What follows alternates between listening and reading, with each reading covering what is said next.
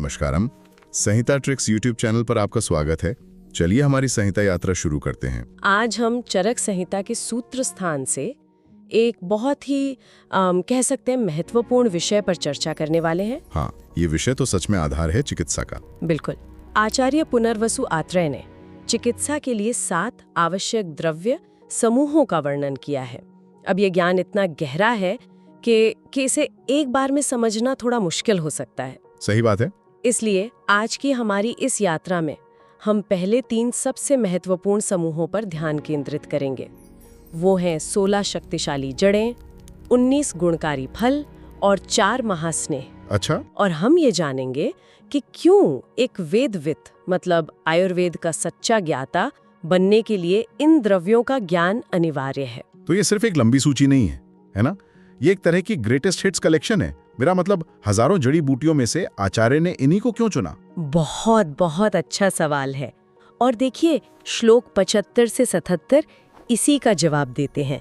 आचार्य कहते हैं, मूलिन्यः षोडशेको न फलिन्यो विंशति स्मृता। हाँ। महास्नेहाश्च चत्वारः पंचेव लवणानि च अष्टो मूत्राणि संख्यातान् अष्टावेव पयांसी च शोधनार्थाश्च षड्वृक्षा पुनर्वसु निर्दर्शिता य एतान वेत्ति संयुक्तुम विकारेषु सवेद्वित।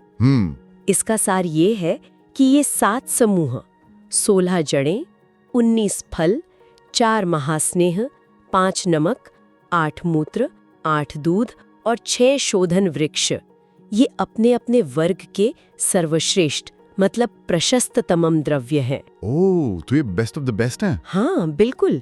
ये एक वैद्य के लिए ना एक तैयार टूल किट की तरह है, और जो इन चुनिंदा द्रव्यों का सही समय और सही तरीके से इस्तेमाल करना जानता है वही सच्चा वैद्य है। अच्छा, तो ये एक तरह से विशेषज्ञता की ओर एक शॉर्टकट है। चलिए फिर इस खजाने को खोलते हैं।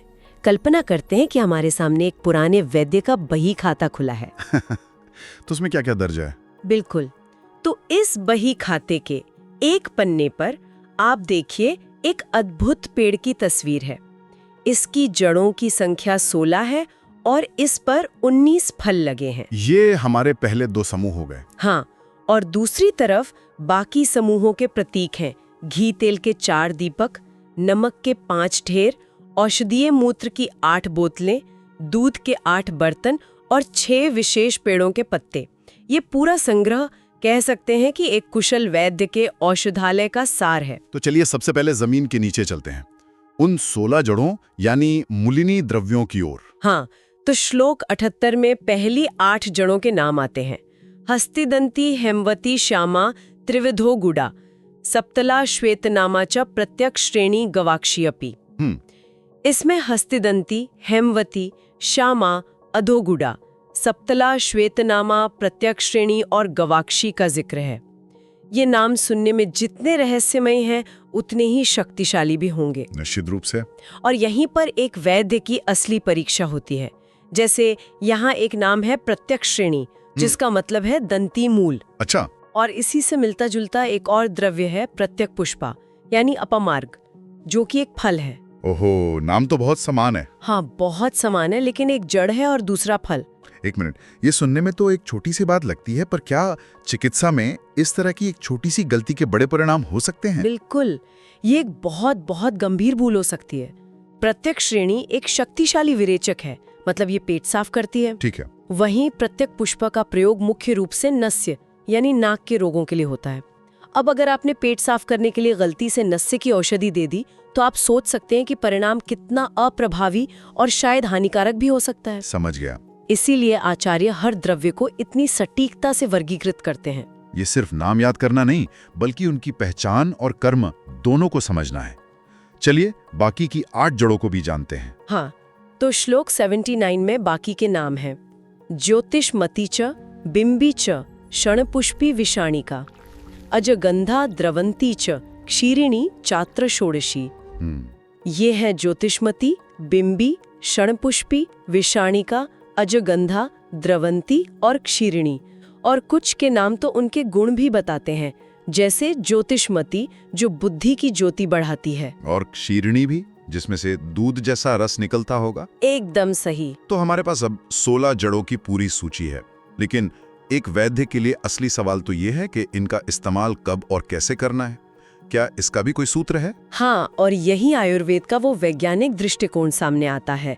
श्लोक 80 में इसका पूरा प्रोटोकॉल दिया गया है। क्षणपुष्पी च बिंबी च छर्दने अहममत्यपि श्वेता ज्योतिष्मती चैव योज्या शीर्ष विरेचने एकादशावशिष्टायाः प्रयोज्यतास्त विरेचने। ओके।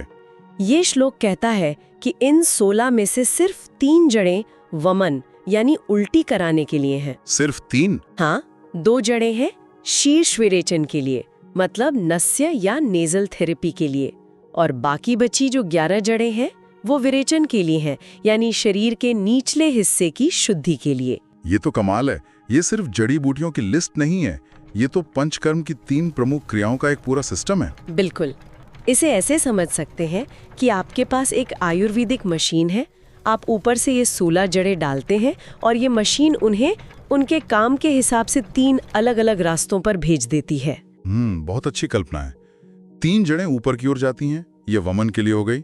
2 जड़ें सिर की तरफ जाती हैं, ये नस्य के लिए, और बाकी की 11 जड़ें नीचे की ओर एक टोकरी में इकट्ठी हो जाती हैं, ये विरेचन के लिए। ये 3 to 11 का कोड, ये आयुर्वेद के इस व्यवस्थित वर्गीकरण को दिखाता है। आपने इसे बहुत खूबसूरती से समझाया। ये 3 to 11 का कोड ही रूट प्रोटोकॉल है, और इसे याद रखने के लिए हम छोटी-छोटी ट्रिक्स भी बना सकते हैं। जैसे वमन के लिए हेविषा मतलब हेमवती, बिंबी, क्षणपुष्पी, और नस्य के लिए श्वेता ज्योति। ये सिर्फ रटने के लिए नहीं है, बल्कि ये समझने के लिए है कि आचार्य ने हर स्थिति के लिए एक सटीक समाधान दिया है। लेकिन इन 16 मुश्किल नामों को एक साथ याद रखना फिर भी एक चुनौती तो है। हाँ है, और इसके लिए हम कहानी का सहारा ले सकते हैं। कहानी? हाँ, कल्पना कीजिए एक दृश्य की। हेमा और श्यामा नाम की 2 सहेलियां हैं जिनके पास एक हाथी है जो त्रिवृत की बेल से लिपटा है। ठीक है, हेमा, श्यामा, हाथी और त्रिवृत। वो इस हाथी को सप्तला नाम की महिला को एक थैली यानी अधोगुड़ा के बदले दे देती हैं। इस एक कल्पना से आपको पहली 6 जड़ें याद हो गईं: हस्तिदंती, हेमवती, श्यामा, त्रिवृत, अधोगुड़ा और सप्तला। वाह, ये तो बहुत अच्छा तरीका है। और कहानी का अगला हिस्सा? कहानी आगे बढ़ती है। अब श्वेता, प्रत्यक, गवाक्षी और ज्योति नाम की 4 महिलाएं मिलकर एक बच्चा बिंबी, एक महिला क्षणपुष्पी, एक सींग वाली महिला विषाणिका और एक बकरी अजगंधा को एक खास दूध वाला पेय मतलब द्रव क्षीरिणी पिला रही हैं। अच्छा, तो इस एक कहानी में बाकी की 10 जड़ें भी आ गईं। इस तरह हम एक मानसिक चित्र बनाकर इन कठिन नामों को आसानी से याद रख सकते हैं। बिल्कुल। तो हमने जमीन के नीचे छिपी शक्ति यानी जड़ों की बात की, लेकिन एक पौधे की शक्ति सिर्फ उसकी जड़ों में तो नहीं होती। अब जमीन से ऊपर आते हैं और पौधे के सबसे पौष्टिक हिस्से फलों या फलनी द्रव्यों पर नजर डालते हैं। सही। यहाँ आचार्य हमें 19 श्रेष्ठ फलों से परिचित कराते हैं। श्लोक 81 से 84 तक इन 19 फलों की सूची है। इनमें से कुछ के नाम मैं बताती हूँ, जैसे शंखिनी, विडंग, मदन फल, धामार्गव, इक्ष्वाकु, जीमूत, कृतवेधन, और इनमें कुछ तो हम आज भी जानते हैं, जैसे आर्गवद, जिसे हम अमलतास कहते हैं। हाँ, अमलतास तो अपने सुंदर पीले फूलों के लिए बहुत प्रसिद्ध है। और मदन फल का नाम मैंने सुना है, कहते हैं कि ये वमन के लिए सर्वश्रेष्ठ है। तो क्या इस सूची में हर तरह की जरूरत के लिए विकल्प हैं? कुछ सौम्य, कुछ बहुत तीव्र? एकदम सही। आचार्य ने यहाँ हर स्थिति का ध्यान रखा है। इस सूची में 2 तरह के क्लीतक का भी जिक्र है।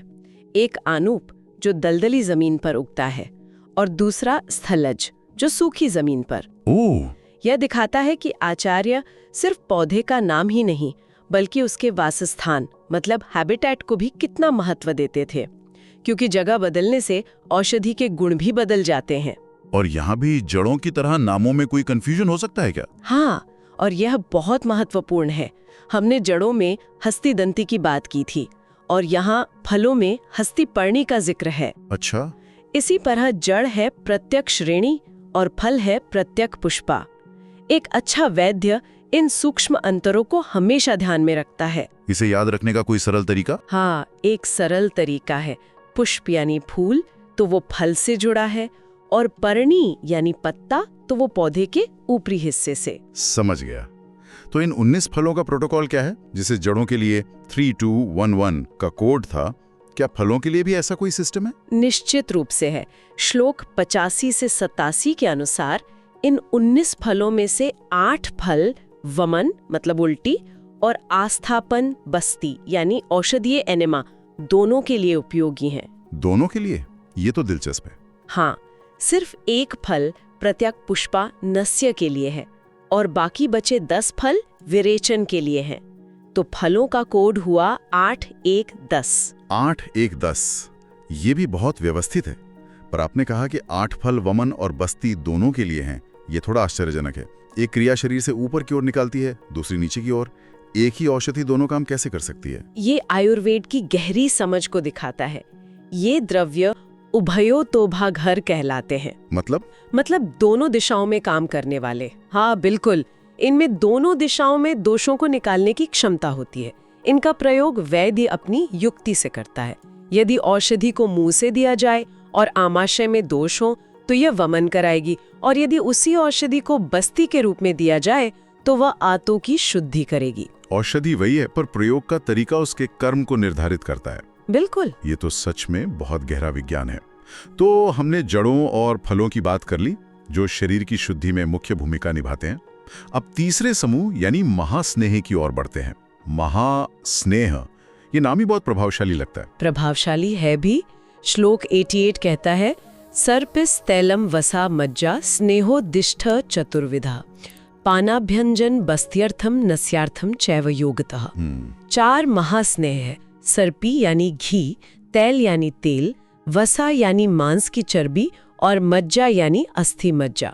इन चारों को हम आयुर्वेद के सुनहरे खजाने की तरह समझ सकते हैं। और इनका प्रयोग तो हर मार्ग से हो सकता है ना? पीने के लिए, मालिश के लिए, बस्ती और नस्से के लिए भी। हाँ, योगातः मतलब युक्ति पूर्वक। इस सूची में घी को सबसे पहले रखा गया है। क्या इसका कोई खास कारण है? हाँ बिल्कुल। चक्रपाणी अपनी टीका में स्पष्ट करते हैं कि घी को सभी स्नेहों में श्रेष्ठ माना गया है। इसकी एक अनोखी खासियत है जिसे संस्कारानुवर्तन कहते हैं। संस्कारानुवर्तन, ये सुनने में बहुत गहरा लगता है। क्या आप इसे एक सरल उदाहरण से समझा सकती हैं? इसका मतलब क्या है कि ये अपने गुण खोए बिना दूसरे के गुण ले लेता है? जरूर। कल्पना कीजिए कि घी एक बुद्धिमान और विनम्र वाहक है, एक करियर। जब आप इसमें कोई जड़ी बूटी जैसे ब्राह्मी डालकर पकाते हैं तो ये ब्राह्मी के गुणों को, जैसे बुद्धि बढ़ाना, पूरी तरह से आत्मसात कर लेता है। अच्छा। लेकिन अपने खुद के पौष्टिक और शीतल गुणों को नहीं छोड़ता। तेल में भी ये गुण है, पर घी में ये सर्वश्रेष्ठ है। ये दूसरों के गुणों को अपनाकर उन्हें शरीर की सूक्ष्मतम कोशिकाओं तक पहुंचाता है। वाह! इसीलिए औषधीय घी मतलब घृत का आयुर्वेद में इतना महत्व है। वाह, ये तो अद्भुत है। तो ये स्नेह सिर्फ शरीर को चिकनाई ही नहीं देते, बल्कि ये तो एक तरह से स्मार्ट मेडिसिन डिलीवरी सिस्टम की तरह काम करते हैं। बिल्कुल। इनके और क्या लाभ बताए गए हैं? अंतिम श्लोक यानी 89 इसी का उत्तर है। स्नेहना जीवना बलोपचय वर्धनाः स्नेहा यते चबिहिता वातपित्त कफापहा। ओके। इसका अर्थ है कि ये स्नेह शरीर में स्नेहन यानी लुब्रिकेशन, जीवन यानी विटैलिटी, वर्ण यानी कंप्लेक्शन, बल और उपचय मतलब नरिशमेंट को बढ़ाते हैं। और सबसे महत्वपूर्ण बात, ये वात, पित्त और कफ तीनों दोषों को शांत करने की क्षमता रखते हैं। तीनों दोषों को? ये तो बहुत बड़ी बात है। हम इसे इस तरह सोच सकते हैं कि शरीर पर इन स्नेहों का एक सुनहरा कवच चढ़ जाता है, और ये कवच वात, पित्त और कफ रूपी तीरों को शरीर पर असर करने से रोकता है। ये शरीर का पोषण भी करता है और उसकी रक्षा भी। बिल्कुल सही कल्पना है। द आर्मर ऑफ ऑयल या स्नेह का कवच, ये शरीर को अंदर से मजबूत और बाहर से कांतिमान बनाता है। तो आज की हमारी इस गहरी चर्चा का सार ये है कि आचार्य पुनर्वसु ने वैद्यों के लिए एक अचूक टूलकिट तैयार की है। हाँ, हमने इस टूलकिट के पहले 3 हिस्सों को समझा: 16 मूलनी जड़ें, 19 फलनी फल और 4 महास्नेह। और हमने सिर्फ सूचियां नहीं देखी बल्कि उनके पीछे के सिस्टम को समझा। जड़ों के लिए 3-2-1 का प्रोटोकॉल और फलों के लिए 8-1-1-0 का प्रोटोकॉल। और हमने ये भी जाना कि हर नाम, हर वर्गीकरण के पीछे एक गहरा वैज्ञानिक और व्यावहारिक कारण है।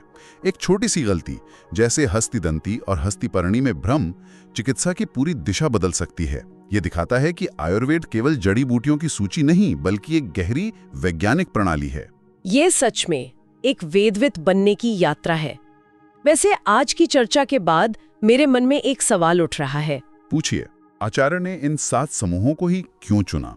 क्या ये सिर्फ शोधन चिकित्सा, प्यूरिफिकेशन थेरेपी के लिए हैं, या इनका प्रयोग शमन चिकित्सा मतलब पैलिएटिव थेरेपी में भी उतना ही होता है? शायद यह एक ऐसा विचार है जिस पर हमारे श्रोता भी सोच सकते हैं। यह एक बहुत ही विचारोत्तेजक प्रश्न है और इसका उत्तर हमें संहिता के और गहरे अध्ययन की ओर ले जाता है। हमारे YouTube चैनल को सब्सक्राइब करना ना भूलें। अपना प्रेम बनाए रखें। आपके कमेंट्स में फीडबैक हमें और ज्यादा मेहनत करने के लिए ऊर्जा देता है। हमारे काम को सराहने के लिए धन्यवाद। इन अवधारणाओं का मनन करते रहें और हम आपसे संहिता ट्रिक्स YouTube चैनल पर अगले व्याख्यान में मिलेंगे। If you feel a little smarter now, hit the like button. It helps other learners find this video. Let me know in the comments which part of the video you liked most, or any questions or suggestion you still have. Subscribe right here so you can continue your journey with us. And don't forget to share this with a friend who needs a little clarity. See you soon. And while you wait for our next lesson, click on the video that just appeared on your screen now to dive deeper into Ayurveda concept.